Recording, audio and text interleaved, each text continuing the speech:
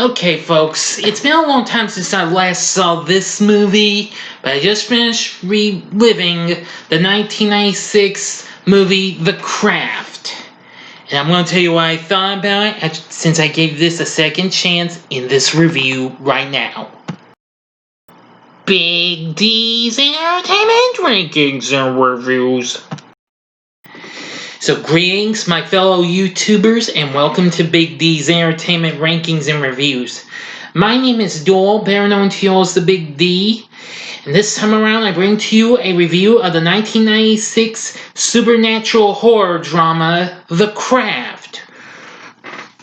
Directed by Andrew Fleming, who also would go on to direct movies like Dick, Nancy Drew, as well as the 2003 remake of The In-Laws, as well as directing episodes of television shows such as Grosse Pointe and even Arrested Development, and lots of others. The film was originally released by Columbia and follows a group of 4 outcast teenage girls at a fictional LA parochial, I think that's how you pronounce it, high school, who pursue witchcraft for their own gain but soon encounter negative repercussions. Anyway, let's get going with this. Now again, it's been a long time since I last saw this movie. I've only seen maybe once or twice, but that was a long time ago. I've never gotten a chance to relive this movie again until I just now finished watching on Tubi, since even though I do know there is a, I believe there is a Blu-ray available from Scream Factory. I may be wrong. So, but I've been wrong before. I think it has gotten a Scream Factory release. But anyway, the film stars Faruzia Balk, who of course, a lot of people might remember her as Dorothy from the underrated Return to Oz, and later The Water Boy, plus Robin Tunney, Neve Campbell, who this was a little bit of ways before she did Scream, which would be released later that same year in 1996. And Rachel True, who I mostly knew her from TV's Half and Half, which would come out years later. Plus Skeet Ulrich, who also would go on to be in Scream. And Christine Taylor, who that same year was back playing Marsha Brady in a Very Brady sequel. Plus, we do have other people. There's even Breckenmeyer and Brenda Strong. And there's even, can you believe this? I can't. Give me a second, I'll be right back. Yeah, well, I was close. There's also Cliff DeYoung, Nathaniel Martin, Assumpta Serna, and Helen Shaver. I almost mistaken it for the name of a character from the following years. I Know What You Did Last Time, but that was Helen Shaver, so my mistake. Sorry. Anyway, film did pretty well, as a matter of fact, despite it got mixed response, and it has gained a cult following over the last few years. So here we go with our story. Now the story starts out with, say, Sarah Bailey, a troubled teenager who just moved from San Francisco to LA with her father and stepmother. In her new school, she forms a friendship with a group of girls who are supposed to be outcasts for one reason or another and rumored to be witches. Bonnie Harper, that's Neve Campbell's character, who bears burn scars from an auto accident. Rochelle Zimmerman, who is a black girl and subjected to racist bullying by the popular group of white girls on her swimming team. That's Rachel True's character. And Faruzia Balk plays who I believe is the leader of the group, Nancy Downs, whose family lives in a trailer and whose stepfather is abusive. At the same time, Sarah becomes attracted to football team member Chris Hooker. That's Skeet Ulrich. But anyway, Bonnie, Nancy, and Rochelle worship a powerful deity named Manon. When Bonnie observes Sarah levitating a pencil in class, she and the group become convinced that Sarah will complete their coven, making them all-powerful. When Sarah is harassed by a vagrant with a snake, whom she had encountered before at her new house,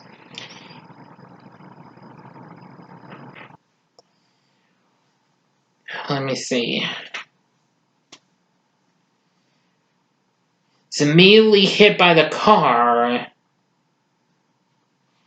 And the girls believe that together they willed it to happen. It is also revealed that Sarah has attempted suicide in the past. Now, after a date with Chris, Sarah is upset to find that he has spread a false rumor that they had sex, and she was terrible and bad. When Sarah confronts him, he treats her disrespectfully in front of his friends. In response, Sarah casts a love spell on him, and Rochelle casts a revenge spell on racist bully Laura Lizzie. That's Christine Taylor's character. Bonnie casts a spell for beauty, and Nancy gets one for power. It soon becomes clear that the spells were successful. Chris becomes infatuated with Sarah. Scars that Bonnie had on her back miraculously heal, and Laura, who had harassed Rochelle over her curly blonde hair, begins to lose it. And let me tell you something, once it's all mostly gone, it is freaky. I'm serious. Let's see now, where was I? Oh yes. And how Nancy inadvertently causes her stepfather to have a heart attack and die, and this enables her and her mother to cash in a life insurance policy he had and move out of their trailer into a luxurious high-rise apartment.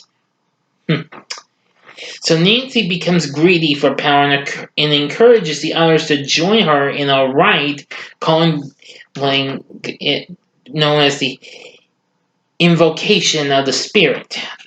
On completion of the spell, she is struck by lightning. Afterwards, she lacks empathy and begins taking risks with her life and those of others. The spells that the girls cast soon lead to negative consequences. Bonnie becomes aggressively narcissistic. Rochelle finds Laura traumatized by her baldness and sobbing hysterically. And Chris attempts to rape Sarah when she rejects his continued advances. In supposed retaliation, Nancy uses a glamour spell to make herself look like Sarah and tries to fool Chris into having sex with her at a party. Yeah. Apparently, Sarah actually possessed that power, and that really surprised girls early on in the movie. Yeah, that's kind of big surprise, yeah. Anyway, she's interrupted by the real Sarah, who tells Nancy to leave with her, but it becomes obvious that Nancy has unrequited feelings for Chris. And the shocked Chris says to Nancy that she must be jealous, angering Nancy, who uses her power to kill Chris by hurling out of a window. Yep. Now I'm going to get to the last act of this movie. I'm going to give you 5 seconds to stop this video, go to the description box below, and advance to the time below to avoid any spoilers, okay? Hope y'all understand, so here we go.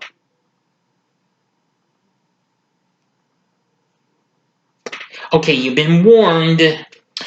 Sarah performs a binding spell to prevent Nancy from doing more harm. But it doesn't work, and the coven turns on her. To make matters worse, they invade her dreams, threaten her, and use their powers of illusion to make Sarah believe that her father and stepmother had been killed in a plane crash. And then torment her with visions of swarms of snakes, insects, and rats, which, boy, it's probably cringeworthy or something like that. I wasn't really cringing or anything, but boy, I was really shocked with it. I was like, whoa. Yeah, that's creepy, huh, folks? Anyway. Oh, yes. They try to induce her to commit suicide, and Nancy cuts Sarah's wrists herself. Although she is initially terrified, Sarah successfully invokes the spirit and is able to heal herself and fight back. She scares out Bonnie and Rochelle by showing them glamours of Bonnie with her face scarred and Rochelle losing her hair, and then defeats Nancy, binding her against causing harm forever. Yeah. Bonnie and Rochelle, finding their powers gone, visit Sarah to attempt reconciliation with her, only to find that Sarah wants nothing more to do with them and that Manon has taken their powers away after they abused them. Bonnie and Rochelle scornfully mutter that Sarah must have lost her powers too. To scare them off, she invokes lightning, which strikes a tree branch and nearly falls on them. Sarah warns them to be careful not to end up like Nancy. And as for Nancy, who actually did survive after, well, flying right into the mirror in Sarah's home, she is so committed to a psychiatric hospital, stripped of her powers and strapped to her bed to prevent her from injuring herself, and she desperately insists she can fly. End of story, folks. So, what did I think of The Craft? After giving it a second chance, after all these years, I'm going to say I like this movie. It's pretty good, actually. I love the performances we got from the cast and everything. So, that was pretty cool, actually. Let me see now. I'm trying to...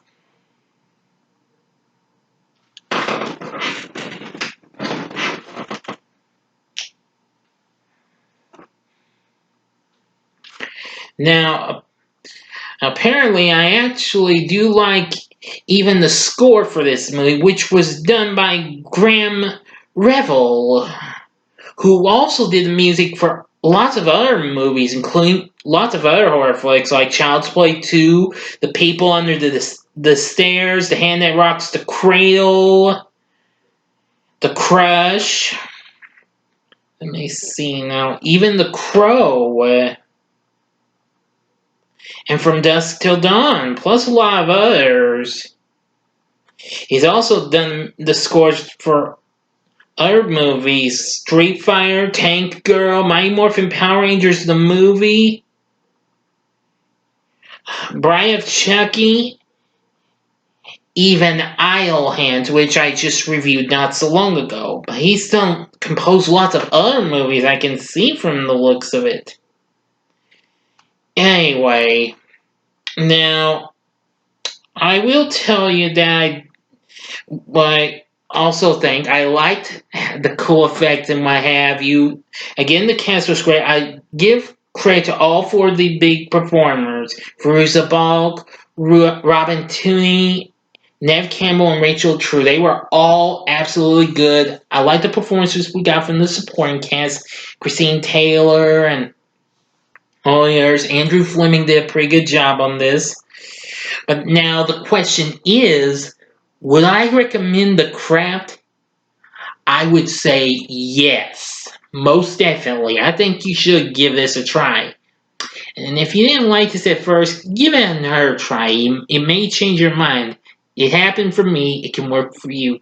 Don't worry. I like this movie a little bit even though I only saw it like once or twice. But again, that was a long time ago. But after giving it a second chance, I like it even more.